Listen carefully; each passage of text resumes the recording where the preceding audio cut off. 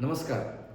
सुगम संगीत एक अभ्यास या विषयावरती आपण बोलतोय. तर आजच्या भागामध्ये मी सांगणार आहे की अशी काही अक्षरं आहेत की त्याचे उच्चार दोन प्रकारे होतात. म्हणजेच च, च, झ, झ,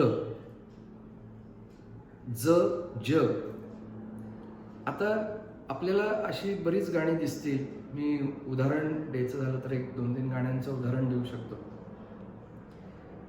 तुझे गीत गाण्यासाठी सूर लावू दे, हे जे गाणं आहे तर त्याच्यामध्ये तुझे गीत गाण्यासाठी तुझे नाही येत. किंवा हिंदीमध्ये एक शब्द आहे जज्बात. त्यामध्ये पहिला जचा उच्चार हा ज केलेला आहे, दुसरा ज केलेला आहे.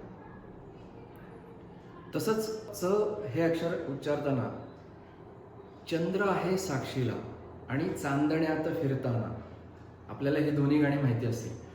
चंद्र आहे साक्षीला आणि चांदण्यात फिरताना, या दोन्हीमध्ये च आहे परंतु त्याचा उच्चार वेगळा आहे बघा. तर हे खूप सांभाळायला लागतं. यामध्ये जर आपण म्हणताना गडबड केली तर तो उच्चार आणि त्या शब्दाचं उच्चारण हे बिघडतं.